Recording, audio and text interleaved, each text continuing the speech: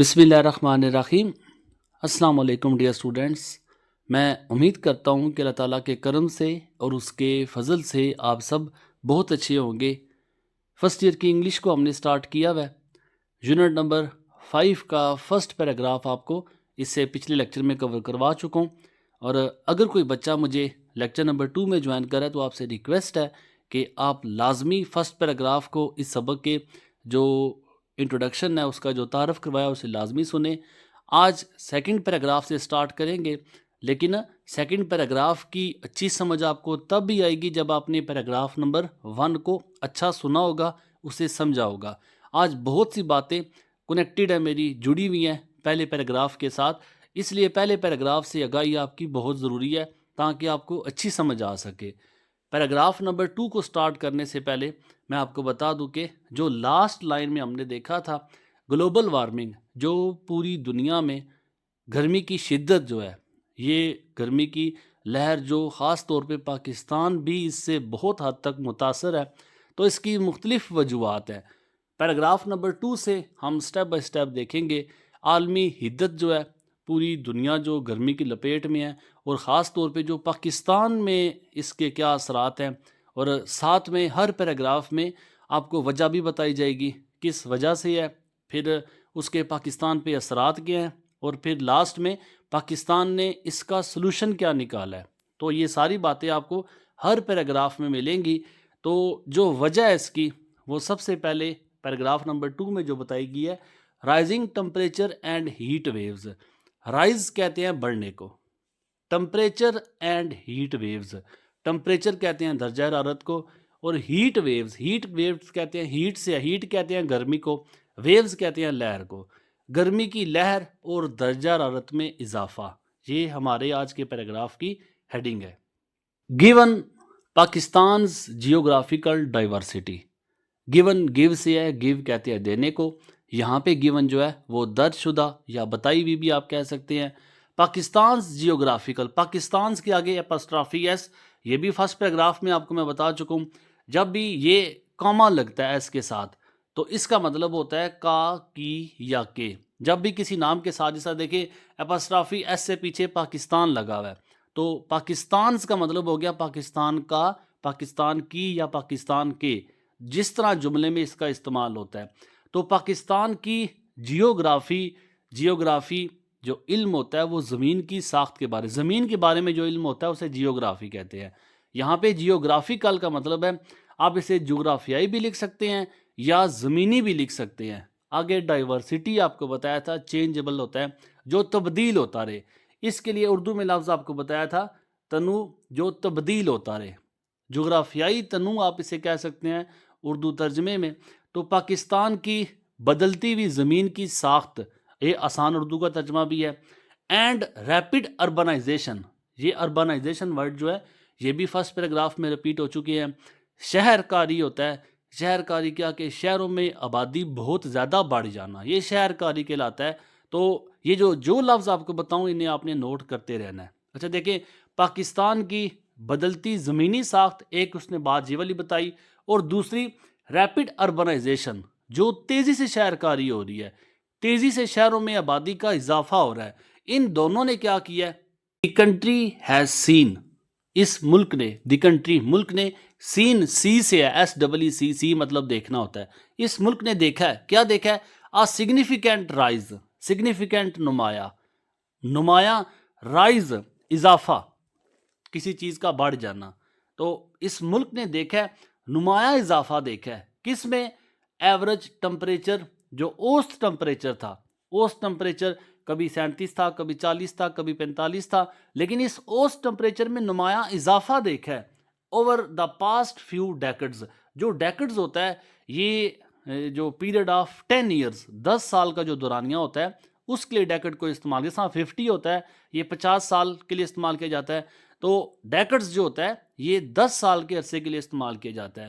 Past few decades, پچھلے چند دہائیوں میں، دہائی مطلب پچھلے چند 10 سال جو ہیں، ان میں اوسط ٹمپریچر میں نمایاں اضافہ دیکھا ہے اس ملک نے۔ کس وجہ سے؟ یہ دو باتیں بتائی ہیں، پاکستان کی جو بدلتی ہوئی جغرافیائی ساخت ہے، اور دوسری اس نے بتائی ہے اربنائزیشن، یہ دو جو وجوہات ہیں، ان دونوں وجوہات کی وجہ سے اس ملک نے اوسط ٹمپریچر میں پچھلی کچھ دہائیوں سے نمایاں اضافہ دیکھا ہے۔ دس ٹرینڈ، یہ رجحان جو ہے، رجحان کون سا؟ دس ٹرینڈ، یہ رجحان کون سا؟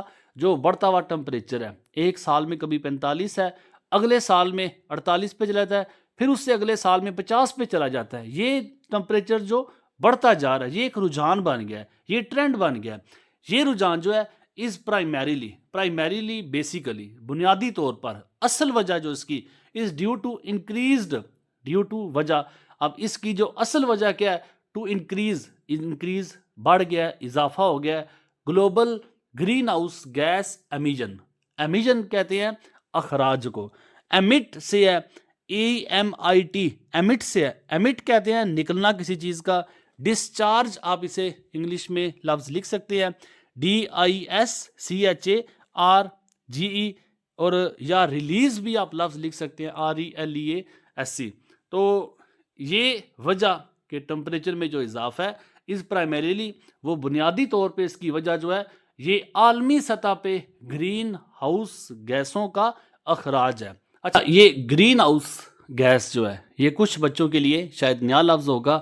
گرین ہاؤس گیس، اس میں آپ کو بتا دوں کاربن مونوکسائڈ ہے، کاربن ڈائی آکسائڈ ہے، اور نائٹرس آکسائڈ ہے، نائٹروجن وغیرہ، یہ وہ ساری گیسیں جو زمین سے دھوئیں کی صورت میں یا زمین سے گندگی کی صورت میں فضا میں جاتی ہیں اور فضا کو جا کے گندا کرتی ہیں۔ آپ اسے دیکھ لیں، دھواں، چمنیوں سے نکلنے والا دھواں، گاڑیوں سے نکلنے والا دھواں، فیکٹریوں سے نکلنے والا دھواں، یہ سارا جا کے فضا میں آلودگی کا سبب بنتا ہے۔ یہ دھواں جو ہوتا ہے یہ مختلف مضر صحت گیسیں ہوتی ہیں ساری۔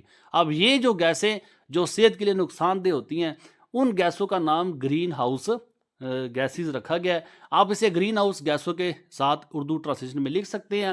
تو ان جو green house gases because of the increased global green house gas, عالمی سطح پہ گرین ہاؤس گیسز اور ایمیجن اخراج، عالمی سطح پہ گرین ہاؤس گیسوں کا جو اخراج ہے، یہ سب سے بنیادی وجہ ہے ٹمپریچر کے بڑھنے کی۔ وچ ٹریپ مین سٹاپ، یہ ٹریپ آپ جذب کرنے کو بھی کہہ سکتے ہیں۔ تو یہ کیا کرتی ہیں گرین ہاؤس گیسیں؟ وچ ٹریپ، یہ سٹاپ کر دیتی ہیں، یہ روک لیتی ہیں ہیٹ، گرمی کو، ان دا ارتھ ایٹماسفیئر، جو فضا، جو زمینی فضا ہیں، اس میں جا کے کیا کرتی ہیں؟ یہ گرمی کو وہاں پہ روک لیتی ہیں۔ جب گرمی وہاں پہ رکے گی تو زمین میں گرمی کی جو سطح ہے، اب دیکھیں جو حدت ہے، جو لہر ہے گرمی کی، وہ بڑھ جائے گی۔ اس کی سب سے بیسک وجہ، سب سے جو بنیادی وجہ بتائی ہے، وہ گرین ہاؤس گیسوں کا اخراج ہے۔ ایز اے ریزلٹ، نتیجے کے طور پہ پاکستان از ایکسپیرینس سے ہے، ایکسپیرینس کہتے ہیں تجربے کو، تو پاکستان جو ہے وہ تجربہ کر رہا ہے۔ اب یہاں پہ فیسنگ بھی کہہ سکتے ہیں، FACING، تو پاکستان سامنا کر رہا ہے، پاکستان تجربہ کر رہا ہے more frequent and intense heat waves. More frequent بھی لفظ پیچھے ریپیٹ ہو چکا ہے۔ فریکوینٹ کہتے ہیں آفن کو، اکثر کو، جو بار بار ریپیٹ ہو، جو بار بار دہرایا جائے۔ More frequent, more repeated and intense heat waves, ان کے نتیجے میں کیا ہوتا ہے؟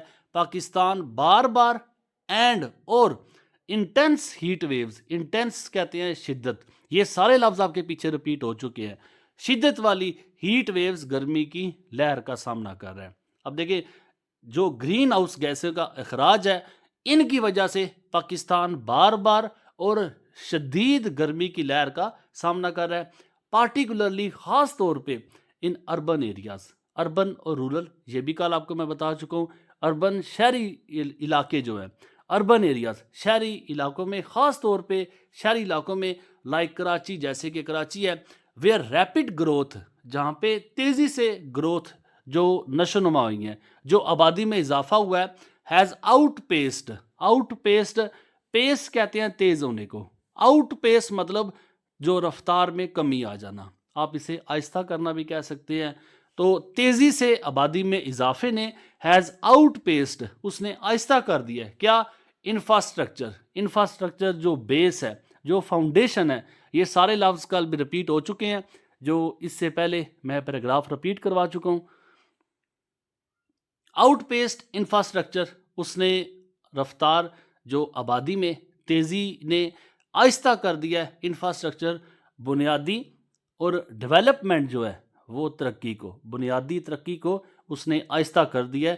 دیز رائزنگ ٹمپریچرز یہ جو بڑھتا ہوا درجہ حرارت دیز یہ رائزنگ بڑھتا ہوا ٹمپریچر کہتے ہیں درجہ حرارت کو are not just a product یہ بڑھتا ہوا درجہ حرارت نہ صرف پروڈکٹ کہتے ہیں ریزلٹ کو نتیجے کو بڑھتا ہوا درجہ حرارت نہ صرف نتیجہ ہے کس کا نتیجہ ہے of global patterns global worldly بار بار لفظ رپیٹ ہو رہا ہے عالمی دنیاوی آپ اسے کہہ سکتے ہیں پیٹرنز چینجز کو بھی کہتے ہیں تبدیلیوں کو بھی کہتے ہیں آپ ٹرینڈز بھی کہہ سکتے ہیں رجحانات بھی کہہ سکتے ہیں. تو عالمی سطح پہ جو تبدیلیاں ہو رہی ہیں دیکھیں عالمی سطح پہ تبدیلیاں کون سی جتنی زیادہ گاڑیاں ہوں گی جتنی زیادہ چمنیاں ہوں گی جتنی زیادہ فیکٹریاں ہوں گی ہر وہ چیز جو دھواں پیدا کرتی ہے یہ دھواں فضاں کو آلودہ کرے گا ان شارٹ کے گرین ہاؤس گیسوں کا اخراج جتنا ہوگا اتنی عالمی حدت جو گرمی کا اضافہ اتنا زیادہ ہوگا. تو یہی بات وہ کہتا ہے کہ درجہ حرارت میں اضافہ جو ہے یہ نہ صرف عالمی تبدیلیوں کا نتیجہ ہے عالمی رجحانات کا نتیجہ ہے بٹ آر ایگزیسربیٹ یہ پچھلے پیراگراف میں بھی ریپیٹ ہو چکا ہے. ایگزیسربیٹ کہتے ہیں اضافہ ہونے کو ملٹی پلائی ہونے کو ایڈ ہونے کو. تو عالمی رجحانات میں جو تبدیلیاں ہیں وہ ٹمپریچر بڑھنے کا اضافے کا وہ نتیجہ نہیں ہے. عالمی رجحانات کی تبدیلیوں کے علاوہ ان میں اضافہ ٹمپریچر میں اضافہ جو ہے بائی لوکل فیکٹرز لوکل عام یا مقامی آپ کہہ سکتے ہیں فیکٹرز کہتے ہیں عوامل. تو مقامی عوامل یا عام عوامل بھی اس میں شامل ہیں سچ ایز جیسے کہ اربن ہیٹ آئیلینڈز جزیرے کو کہتے ہیں. اب جزیرہ ویسے تو وہ علاقہ ہوتا ہے جس کے چاروں طرف پانی ہو خشکی کا وہ علاقہ جس کے چاروں طرف پانی ہو وہ آئی لینڈ ہوتا ہے. لیکن یہاں پہ جو جزیرہ ہے وہ ایریا علاقے سے مراد ہے. اب اربن شہری ہیٹ کہتے ہیں گرمی کو آئی لینڈ کہتے ہیں جزیرے کو. تو جزیرہ آپ کو بتا چکا کہ یہاں پہ کیا مراد ہے علاقے سے مراد ہے. تو شہری گرمی والے جو علاقے ہیں شہری گرمی والے علاقے وہ ہوں گے جہاں پہ بہت زیادہ آبادی ہوگی. اس میں آگے بتایا ویئر جہاں پہ densely built up areas Dennis کہتے ہیں گھنے کو جو بہت زیادہ آبادی والا علاقہ ہو پاپولیٹڈ آپ اسے کہہ سکتے ہیں POPULATED ویئر جہاں پہ ڈینسلی بلٹ اپ ایریاز انتہائی زیادہ آبادی والے جو علاقے ہیں ریٹین مور ہیٹ ریٹین کہتے ہیں مینٹین کو MAINTAIN مینٹین برقرار رکھنا. تو جتنی زیادہ آبادی ہوگی مینٹین مور ہیٹ ریٹین مور ہیٹ تو وہ اتنی زیادہ گرمی کو برقرار رکھیں گے. جتنی آبادی ہوگی اتنی زیادہ گرمی ہوگی. تو یہ اس نے دو وجوہات بتائی ہیں ایک جو عالمی سطح پہ تبدیلیاں ہیں دوسری عام عوامل میں اس نے بہت زیادہ آبادی کو ٹمپریچر کا بڑھنے کا سبب بتایا. تو ٹمپریچر میں شہری آبادی اور عالمی تبدیلیوں نے کتنا اضافہ کیا ہے اس کو بتانے کے لیے ایک عالمی رپورٹ جو تھی وہ تیار کی گئی ہے. جیسا دیکھیں پہلے 50 سالوں میں جو اضافہ ہے ٹمپریچر میں وہ 2 دفعہ ہوا ہے. جیسا دیکھیں اگر 40 میں اگر آپ کو بتاؤں تو 40 یا 45 ہے تو 45 میں جو ٹمپریچر 50 سالوں میں یہ 47 تک گیا ہے ایک مثال کے طور پہ. اور اگلے جو 50 سال ہیں اس میں ٹمپریچر 3 آگے بڑھ گئے ان سے 45 سے 48 ہو گیا. اور پھر اس کے بعد اگر لاسٹ میں دیکھیں 2001 سے لے کر 2020 میں تو 50 سالوں میں 2 بڑھے ہیں اگلے 50 سالوں میں 3 بڑھے ہیں لیکن ان صرف 20 سالوں میں یہ 6 ہندسوں کا اضافہ ہو گیا. مطلب 48 سے 54 پہ چلا گیا یا 40 سے 46 پہ چلا گیا. اب 20 سالوں میں 6 ہندسے بڑھنا مطلب ٹمپریچر جو ہے وہ شدت کے ساتھ آگے بڑھتا جا رہا ہے. اب اسی کے پیراگراف جو اس میں کالم دیا ہے اسی کالم کے متعلق اس نے گرمی کی شدت میں کتنا اضافہ ہوا ہے اس میں بھی آگے ڈیفائن کیا ہے کہ ان 2022 میں جیکب آباد جو پاکستان کا ایک شہر ہے جیکب آباد ریکارڈیڈ ٹمپریچر جیکب آباد نے ٹمپریچر جو ریکارڈ کیا ہے of 51 degree centi grade 120 Fahrenheit. تو ٹمپریچر ماپنے کے آپ کو پتہ ہے 2 آلے ہوتے ہیں ایک سینٹی گریڈ میں ماپا جاتا ہے اور ایک فارنہائٹ میں. تو فارنہائٹ میں ٹمپریچر 124 تھا اور جو ڈگری سینٹی گریڈ میں وہ 51. اب آپ کو بتاؤں جو انسان کا نارمل درجہ حرارت ہوتا ہے جس میں انسان جو نارملی سروائیو کر سکتے ہیں وہ 37 ہوتا ہے باڈی کا ٹمپریچر جو ہوتا ہے. اب 37 ایک نارمل ہو تو اس حساب سے آگے 51 کو دیکھ لیا آپ کے کتنی حدت جو ہے کتنی گرمی جو ہے. ابھی نارملی جو ابھی ٹمپریچر آج کل چل رہا ہے گرمیوں کے موسم میں وہ 40 سے 45 ڈگری سینٹی گریڈ ہوتا ہے, اور اگر 51 پہ پہنچ رہا ہے تو یہ ریکارڈڈ ٹمپریچر ہے جو اس سے پہلے کبھی ریکارڈ نہیں کیا پاکستان کے اندر. یہ 2022 کی بات ہے, جیکب آباد میں 50 اور 51 درجے degree centi grade temperature record کیا گیا. among the highest, اب یہ سب سے بلند ترین تھا ان دا ورلڈ, دنیا میں 51 ڈگری سینٹی گریڈ دنیا کا سب سے گرم ترین علاقہ جیکب آباد 2022 میں تھا. ڈان 22 یہ نیوز پیپر ساتھ انہوں نے ریفرنس دیے ہوئے ہیں کہ یہ جو خبر ہے یہ ہم نے فلاں جگہ سے اٹھا کے یہاں پہ آپ کو ریفرنس کے لیے شامل کریں, حوالے کے لیے شامل کریں. تو ڈان نیوز پیپر جو ہے انگلش نیوز پیپر ہے 2022 میں اس میں یہ خبر چھپی تھی جو خبر آپ کو میں نے ابھی یہ پڑھ کے بتائی ہے. سچ ایکسٹریم ہیٹ پازز, اب سچ ایکسٹریم, سچ ایسی ایکسٹریم انتہائی ہیٹ گرمی جو ہے پازز کہتے ہیں کریٹس کرنا, پیدا کرنا, ایسی شدید گرمی جو ہے یہ پیدا کرتی ہے سویئر ہیلتھ رسک, سویئر شدید قسم کے, ہیلتھ صحت کے متعلق, رسک کہتے ہیں خطرات, تو صحت کے متعلق شدید خطرات کو یہ پیدا کرتی ہے. ایسی as evidenced, as evidence, evidence ثبوت کو کہتے ہیں, پروف کو کہتے ہیں PROOF, جیسے کہ ثبوت جو ہے بائی دا ہیٹ ویو ان کراچی, کراچی میں جو گرمی کی شدت تھی ان 2015 میں کراچی میں گرمی کی لہر سے which resulted in over 1200 deaths, 1200 کے قریب اموات کراچی کے اندر ہوئی.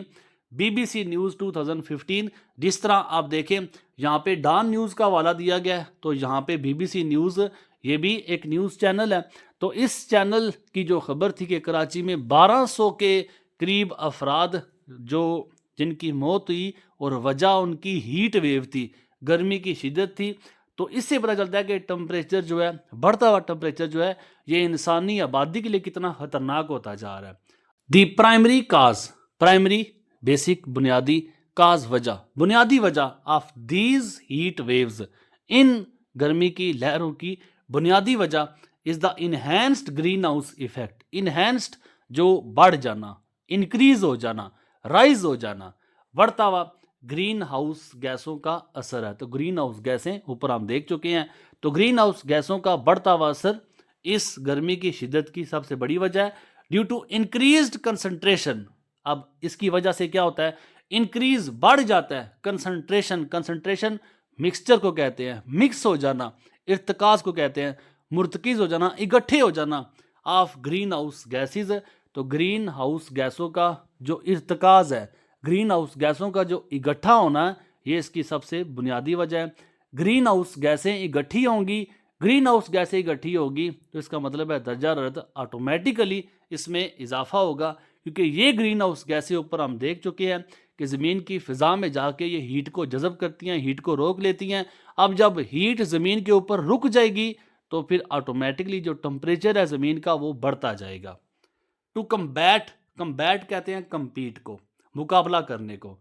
دیز چیلنجز, ان مشکلات سے, ان مصیبتوں سے, ان آفات سے مقابلہ کرنے کے لیے پاکستان ہیز انٹروڈیوسڈ, پاکستان نے متعارف کروائی ہے the heat wave management plan. تو آپ کو بتایا جو دیکھیں گے ہم ہر ہیڈنگ میں جو مسئلہ دیکھیں گے اس کی بنیادی وجہ دیکھیں گے, پھر اس کے پاکستان میں اثرات کیا تھے, اور پھر پاکستان نے ان سے مقابلے کے لیے یا ان سے کمپیٹ کرنے کے لیے, ان سے بچنے کے لیے پاکستان نے کیا متعارف کروایا ہے, وہ بھی ہم لاسٹ میں اس کا سلوشن بھی دیکھیں گے.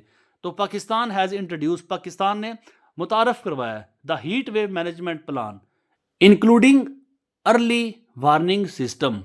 اب ہیٹ مینجمنٹ پلان جو پاکستان نے منصوبہ تیار کیا ہے درجہ حرارت سے نپٹنے کے لیے, اس میں انکلوڈ ہے, کیا انکلوڈ ہے, انکلوڈ کہتے ہیں شامل کو, کیا انکلوڈ ہے ارلی وارننگ سسٹم, ارلی جلدی, وارن کہتے ہیں خبردار کرنے کو, سسٹم کہتے ہیں نظام کو. تو اس پلان میں کیا شامل ہے کہ ایک ایسا نظام جس میں جلدی انفارم کر دیا جائے گا، جلدی خبردار کر دیا جائے گا. اور دوسری بات پبلک اویئرنیس کمپینز، ایک کمپین کہتے ہیں مہم کو. اب ایک ایسی مہم ہوگی جس میں پبلک عوامی اویئرنیس آگاہی دی جائے گی، عوامی علم دیا جائے گا. یہ دونوں باتیں اس پلان میں شامل ہیں. ایک جلدی خبردار کرنے کا نظام. اب جیسے ہیٹ ویو کا پتہ ہوگا کہ فلاں منتھ سے یا فلاں ڈے سے یا فلاں ویک سے ہیٹ ویو سپیل جو ہے گرمی کی شدت میں اضافہ ہوگا، تو فوراً سے آپ نے دیکھا ہوگا کہ خبریں چل جاتی ہے کہ فلاں دن جو ہے گرمی کی شدت زیادہ رہے گی، اس لیے اپنے گھروں سے نکلیں یا آپ آگے پیچھے جانے سے گریز کریں، یا جاتے بھی ہیں تو اس کے لیے خبردار کرنے کا نظام جو آپ کو بتاتا ہے کہ فلاں فلاں چیزیں اپنے ساتھ رکھیں. اس کے بعد پبلک اویئرنیس کمپینز. اب اس کے ساتھ آگاہی مہم بھی ہوتی ہے. مہم آپ اسے کہہ سکتے ہیں کہ جو مختلف پروگرامز چلائے جاتے ہیں عوامی اویئرنیس کے لیے، عوامی آگاہی کے لیے جو مہم چلائی جاتی ہیں، یہ دونوں باتیں اس پلان میں شامل ہوں گی as part of its effort. اور یہ جو حصہ ہوگا اس کی کوششوں میں شامل ہوگا. اس کی کوششوں میں شامل ہوگا ہیٹ ویو پلان جو بنا ہوا ہے، ہیٹ ویو مینجمنٹ پلان جو ہے، اس کی کوششوں میں یہ حصہ شامل ہوگا. یہ حصہ، یہ دو حصے ہیں، یہ اس کے کوششوں میں شامل ہوں گے. اب یہ شامل کیوں ہوں گے؟ ٹو الائن مطلب کوآپریٹ کرنا، تعاون کرنا، کسی کے ساتھ ملنا، ہم آہنگ ہونا. تو ود ایس ڈی جی ہم پیراگراف نمبر 1 میں دیکھ چکے ہیں. سسٹینیبل ڈیولپمنٹ گولز جو ہیں، یہ 13واں نمبر جو ٹمپریچر کا آتا ہے.